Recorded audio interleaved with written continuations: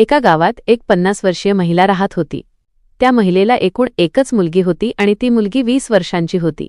त्या महिलेच्या पतीचे काही वर्षांपूर्वी दुःखद निधन झाले होते. आता ती महिला विधवा झाली होती आणि घरातील सर्व जबाबदारी तिच्यावर आली होती. मुलगी तरुण असल्यामुळे महिलेला चिंता वाटू लागली की आपल्या मुलीचे पुढे कसे होईल. आपण तर विधवा आहोत, गावातील लोक आपल्याकडे वाईट नजरेने बघतात. आपल्याला वाटले की अब लवकरात लवकर आपल्या मुलीचे लग्न करून दिले पाहिजे. मग त्या विधवा महिलेने जवळच्या एका गावात एक मुलगा बघितला आणि त्या मुलाबरोबर आपल्या मुलीचे लग्न लावून दिले. लग्न ठरवताना ती महिला होणाऱ्या जावयाला म्हणाली, जर तुम्हाला आमच्या मुलीबरोबर लग्न करायचे असेल तर तुम्हाला घरजावई म्हणून राहावे लागेल, कारण आमच्याकडे खूप जमीन जुमला प्रॉपर्टी आहे आणि ती सांभाळण्यासाठी कोणी वारसदार नाही. माझी ही एकुलती एक मुलगी आहे म्हणून तुम्हाला घरजावई बनवून राहावे लागेल. त्या महिलेची ही अट नवरदेवाने मान्य केली. मग धूमधडाक्यात त्यांचे लग्न पार पडले. लग्न पार पडल्यानंतर तो जावई आपले घर सोडून सासूच्या घरी राहू लागला. तो सासूच्या घरी राहून सगळ्या गोष्टी बघू लागला, कामधंदा पण तिथेच करू लागला आणि त्या दोघी मायलेकींना सांभाळू लागला. बघता बघता काही दिवसांचा काळ असाच निघून गेला. मग सासू, मुलगी आणि जावई एकाच घरात राहत असल्यामुळे त्या सासूचा जीव जावयावर जडला. सासू आणि जावई यांच्यामध्ये प्रेमसंबंध तयार झाले. जेव्हा सासूची मुलगी झोपलेली असायची तेव्हा सासू आणि जावई यांच्यामध्ये नको ते कृत्य होऊन जायचे. एक दिवस जेव्हा सासू आणि जावई नको ते कृत्य करत होते तेव्हा त्या मुलीने त्यांना बघितले. त्यानंतर तिथे एक धक्कादायक प्रकरण घडून आले. नेमकं काय आहे हे प्रकरण आणि कुठे घडली ही घटना हे अगदी मी तुम्हाला सविस्तर या व्हिडिओमध्ये सांगणार आहे.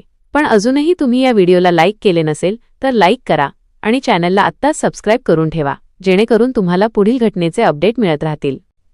मंडळींनो, आजची खरी घटना ही अमरावती जिल्ह्यातील एका गावामधील आहे. या गावात एक 25 वर्षीय तरुणी राहत होती. लग्नाचे वय झाल्यामुळे जवळच्या एका गावामधील तिच्या घरच्यांनी एक मुलगा बघितला आणि त्या मुलाबरोबर त्या तरुणीचे लग्न लावून दिले. लग्न झाल्यानंतर त्या तरुणीचा संसार अगदी सुरळीत चाललेला होता आणि त्याच संसारातून तिला एक मुलगी पण झाली होती. मुलगी झाल्यानंतर घरातील सर्व लोक आनंदित होते. बघता बघता लग्नाला 5 वर्षे झाली होती आणि त्या महिलेचा संसार अगदी आनंदात चाललेला होता. पण एक दिवस तिच्या नवऱ्याचा अपघातात मृत्यू झाला. पतीच्या निधनानंतर ती महिला पूर्णपणे तुटून गेली होती. घरचा कर्ता पुरुष गेल्यामुळे घरातील पूर्ण जबाबदारी त्या महिलेवर आली. ती महिला आता आपल्या 5 वर्षांच्या मुलीचे संगोपन करू लागली. तिला वाटले की आता दुःखात राहून काही उपयोग नाही, अब पुढे गेले पाहिजे. ती आपल्या मुलीला चालायला शिकवू लागली, बोलायला शिकवू लागली, पण तिच्या मुलीमध्ये तिला एक वेगळाच बदल दिसू लागला. जशी जशी तिची मुलगी मोठी होत होती तशी तशी ती वेगळीच वागत होती. त्या महिलेने आपल्या मुलीला जवळच्या एका दवाखान्यात नेले आणि डॉक्टरांना सांगितले, माझी मुलगी असं असं माझ्यासोबत वागत आहे, तुम्ही एकदा चेक करा. डॉक्टरांनी त्या मुलीला चेक केले तेव्हा डॉक्टरांना समजले की ही मुलगी मूकबधीर आहे. हे ऐकून त्या महिलेला मोठा धक्का बसला. नवऱ्याच्या निधनानंतर तिला पुन्हा एकदा मोठा झटका बसला होता. तरीही तिने तिच्या मुलीचे चांगले संगोपन करायला सुरुवात केली. बघता बघता ती मुलगी मोठी झाली आणि तिचे वय आता 20 वर्षे झाले होते. मग त्या महिलेला वाटले की आता ही मुलगी मोठी झालेली आहे, तिच्याकडे लोक वाईट नजरेने बघतील. आपण पण विधवा आहोत, लोक आपल्याकडे पण वाईट नजरेने बघतात आणि माझा फायदा घेण्याचा प्रयत्न करतात. आपण एक काम करू, आता मुलीचे वय झालेले आहे तर आपण मुलीचे लग्न करून देऊ, असा त्या महिलेने विचार केला. त्या महिलेने जवळच्या गावात स्थळ बघायला सुरुवात केली. असेच 10 ते 15 दिवस निघून गेले आणि एका महिन्यानंतर तिला एक चांगला मुलगा भेटला. तो मुलगा जवळच्या गावामध्येच राहत होता. मुलगा दिसायला चांगला होता, त्याच्याकडे जमीन जागा पण होती आणि सर्व काही त्याच्या घरात व्यवस्थित होते. त्या महिलेने ठरवले की आपल्या मुलीचे लग्न या मुलाशीच लावावे. लग्न करण्याआधी त्या महिलेने त्या मुलाला सांगितले, माझी मुलगी मूकबधीर आहे, हे मी पहिल्यांदाच तुम्हाला सांगून ठेवते.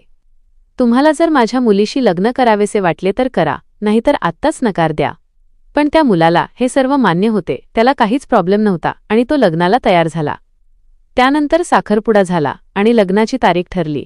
सर्व गोष्टी झाल्या, पण मध्येच त्या महिलेचे नातेवाईक तिला म्हणायला लागले, अगं, तू विधवा आहेस, तू काही दिवसांनी म्हातारी होशील, तेव्हा तुझा सांभाळ कोण करेल? तू एक काम कर, त्या नवरदेवाला सांग की तू घरजावई म्हणून राहा. आता त्या महिलेला पण नातेवाईकांते बोलणे पटले, कारण तिच्याकडे प्रॉपर्टी पण होती, जमीन जागा खूप होती आणि ते सांभाळण्यासाठी कोणी वारस पण नव्हता. साखरपुडा झाल्यानंतर ती महिला परत नवरदेवाच्या घरी गेली आणि त्याचे आईवडील व नवरदेवाशी संभाषण करू लागली. ती नवरदेव आणि त्याच्या आईवडिलांना म्हणाली, माझी प्रॉपर्टी खूप आहे, जमीन जागा खूप आहे आणि ते सांभाळण्यासाठी कोणी वारस नाही. माझी मुलगी अशी मूकबधीर आहे. तुम्ही एक काम करा, तुमच्या मुलाला घरजावई म्हणून आमच्याकडे पाठवा. त्या मुलाच्या आईवडिलांनी थोडा विचार केला आणि विचार केल्यानंतर त्या महिलेला सांगितले, ठीक आहे, लग्न झाल्यानंतर आमचा मुलगा तुमच्याच घरात राहील आणि घरजावई बनून राहील.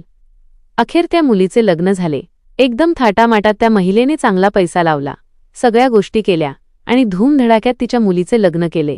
नवरदेवाला एक 4 चाकी गाडी दिली आणि त्याच्या काही मागण्या असतील त्या सर्व पूर्ण केल्या.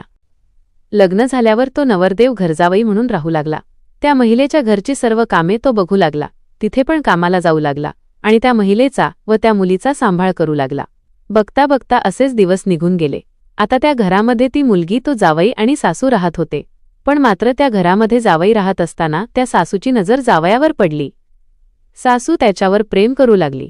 जेव्हा त्या सासूची मुलगी झोपायची तेव्हा हे दोघेही घरात नको ते कृत्य करायचे.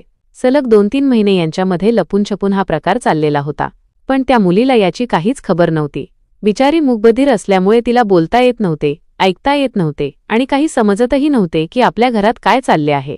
स्वतःची आईच असं काही करत असेल याची तिला अजिबात कल्पना नव्हती. काही दिवसांचा असाच काळ लोटून गेल्यानंतर त्या घरात एक वेगळीच घटना घडली. जिथे मुलीने गर्भवती राहायला पाहिजे होते तिथे सासू गर्भवती राहिली. सासूला वाटले की गावातील लोक आता मला काहीतरी बोलतील, मला नावे ठेवतील आणि माझी बदनामी होईल. म्हणून सासूने आता एक विचार केला की जावयासोबत पळून जावे आणि जावई पण या गोष्टीला तयार होता. मग ते दोघे एका संध्याकाळी दुसऱ्या ठिकाणी पळून गेले. दुसऱ्या दिवशी जेव्हा ती मुलगी झोपेतून उठली आणि तिने आईला व आपल्या नवऱ्याला शोधले तर ते तिला कुठेच दिसले नाहीत. हळूहळू गावातील लोकांना समजले की या घरामध्ये काय घडले आहे. गावातील लोकांनी त्या मुलीला एका कागदावर लिहून दिले की तुझी आई आणि तुझा नवरा हे पळून गेले आहेत. गावातील लोकांनी त्या मुलीला पोलीस ठाण्यात नेले. पोलीस ठाण्यात गेल्यानंतर त्या मुलीने तिच्या विशिष्ट सांकेतिक भाषेमध्ये पोलिसांना सांगितले की माझी आई आणि माझा नवरा पळून गेले आहेत. पोलिसांनी या प्रकरणाला खूप गांभीर्याने घेतले आहे. पोलीस आता त्या जावयाचा आणि सासूचा शोध घेत आहेत. पोलिसांनी गावातील लोकांना सांगितले आहे की या मुलीच्या नवऱ्याला आणि आईला जेव्हा आम्ही पकडू त्यानंतर त्यांची चौकशी करू आणि मगच पुढचा निर्णय घेऊ की यांना शिक्षा द्यायची की नाही. सध्या पोलिसांनी असे आश्वासन गावातील लोकांना दिले आहे. मंडळींनो, त्या जावयाला आणि सासूला शिक्षा मिळेल की नाही हा येणारा काळच सांगेल. पण त्या मुलीबरोबर खूप वाईट झाले. बिचारी मूकबधीर होती आणि तिचाच फायदा तिच्या स्वतःच्या आईने आणि नवऱ्याने घेतला. मंडळींनो, तुम्हीच बघा, समाजात अशा प्रकारच्या घटना घडत आहेत. ही खूप लाजिरवाणी बाब आहे. आता लोक नातीगोती पण विसरतात. ही घटना नात्याला काळीमा फासणारी आहे. या घटनेचा उद्देश कोणाच्या भावना दुखावणे किंवा अश्लीलतेचा प्रसार करणे हा नसून समाजात जे घडते तेच आम्ही तुमच्यासमोर आणत आहोत. या घटनेबद्दल मंडळींनो तुमची काय प्रतिक्रिया आहे आम्हाला कमेंटमध्ये नक्की कळवा. आणि हो, अशा सत्य घटना बघण्यासाठी या चॅनलला आत्ताच सबस्क्राईब करून ठेवा. तर चला मंडळी, भेटू एका नवीन घटनेमध्ये.